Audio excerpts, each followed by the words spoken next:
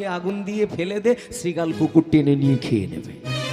সময়রা সে দেরি করলো না, জানেন কি করেছে? অমনি ওই দেহটাকে মুখেতে 3 বার অগ্নি দিয়ে একদম ধরাও যা ছুঁড়ে গঙ্গার ধারে ফেলে, যেই না গঙ্গার ধারে ফেলে দিয়েছে, একটা কুকুর দেখলো খুব খাবো, সে কুকুরটা একদম ছুটতে ছুটতে আসছে, ছুটতে ছুটতে আসছে।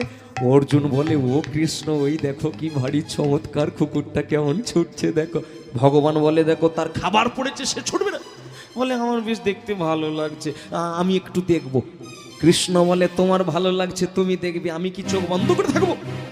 বলে, তাহলে দেখো দুজনেই দেখি। ভগবান কৃষ্ণ আর অর্জুন দুইজন মিলে এখন দেখছে।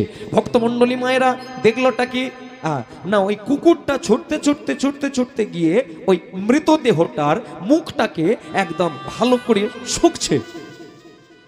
যেই না মুখটাকে শুকে ফেলেছে, মুখটাকে শুকার পরে হাতের দিকে এসেছে, হাতটাকে ভালো করে শুকে ফেললো, হাত শুকে পায়ের দিকে গিয়ে দাঁড়িয়েছে, পাটাকে শুকলো। শুকে ওই কুকুরের একটা নিয়ম আছে, আপনাদের জানেন কি বলুন তো? একদম মুখে প্রস্রাব করে কুকুর পালিয়ে যাচ্ছে। যেই না কুকুরটা পালিয়ে যেতে যাবে, অমনি অর্জুন দূর থেকে চিৎকার করে ডেকে উঠল, মূর্খ অর্জুন। ভক্তমণ্ডলী মায়েরা, অর্জুন চিৎকার করে ডেকে উঠল, আরে ও মূর্খ কুকুর। কুকুরটাও তখন পিছন ফিরে বলে, আমাকে যে বলে মূর্খ সে হলো মহামূর্খ। অর্জুন রেগে গেছে, ওরে কুকুর, তোর এত বড় স্পর্ধা, তুই আমাকে মূর্খ বলে? বলে, আপনি আমাকে মূর্খ বললেন কেন? অর্জুন বলে, তোর কাণ্ড দেখে তোকে মূর্খ বললাম। বলে, কি কাণ্ড দেখলি? বলে, তোর খাবার পড়েছে, তুই খাবি, তুই খেলি না কেন? তুই মুখটাকে শুকলি, শুকে চলে এলি কেন? বলে, খাবো বলে গিয়েছিলাম, কিন্তু খেতে গিয়ে দেখলাম একে খেলে কুকুরের ছাল ত্যাগ করতে পারবো না। বলে, কিরকম? কারণ ভগবান বদন দিয়েছিল সত্য বলার জন্য। ওই বদন দিয়ে জীবনে কোনোদিন সত্য বলে না। যে বদনে সত্য বলে না, যে বদনে মা বলে না, বাবা বলে না, যে বদনে ভগবত চিন্তা করে না, কৃষ্ণ বলে না, ওই বদনটাকে যদি আমি খাই, তাহলে আমার কুকুর ছাল ত্যাগ হবে, মরে যাব, আবার 4 পায়ে কুকুর হয়েই ঢুকবো। তাই আমি ওকে খেলাম না। বাহ বাহ বাহ, কুকুর রে, ভারী চমৎকার তোর কথা। মুখ খেলি না, কিন্তু হাত দুটো তো খেতে পারতিস। বলে, হাত দুটো খাবো বলে গিয়েছিলাম, কিন্তু সুখে বুঝতে পারলাম এই হাত দুটো খাবার যোগ্য নয়। বলে, কেন? কারণ ভগবান হাত দিয়েছে কেন? ওই হাত দিয়ে পুষ্প চয়ন করে ফুল তুলে গোবিন্দের পায়ে দেবার জন্য। সারাটা জীবন হাত দিয়ে মাকে মেরেছে, বাবাকে মেরেছে।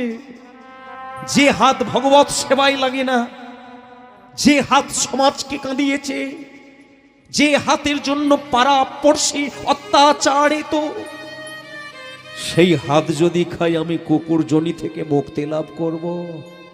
বাহ বাহ বাহ বাহ, কুকুর রে, ভারী চমৎকার।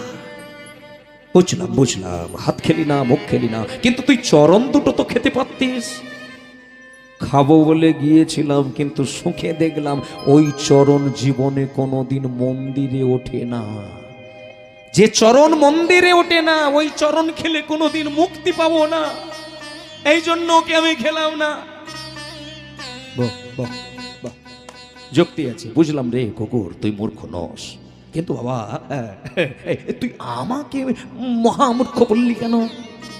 বলে, ওটা কম বলা হয়ে গেছে, আর একটু বেশি বলতে পারলে খুশি হতাম। কিরকম বললি কেন? আপনি যাচ্ছেন কোথায়? আগে গঙ্গা স্নানে। অর্জুন, আপনি গঙ্গা স্নানে চলেছেন? আগে হ্যাঁ। আচ্ছা, আপনি জানেন গঙ্গার উৎপত্তি কোথায়? অর্জুন, আপনি বলতে পারবেন গঙ্গার সৃষ্টি কোথায়? শুনে রেখে দেন, বিষ্ণু পাদোদক গঙ্গা হরশিরে ধরে। বিষ্ণু চরণ কমল থেকে গঙ্গার উৎপত্তি। আর সেই বিষ্ণুদেবের একটি অবতার হচ্ছে কৃষ্ণ, যার চরণ থেকে গঙ্গার উৎপত্তি। আপনি তাকে ড্রাইভার করে গঙ্গায় যাচ্ছেন, আপনি মূর্খ নন?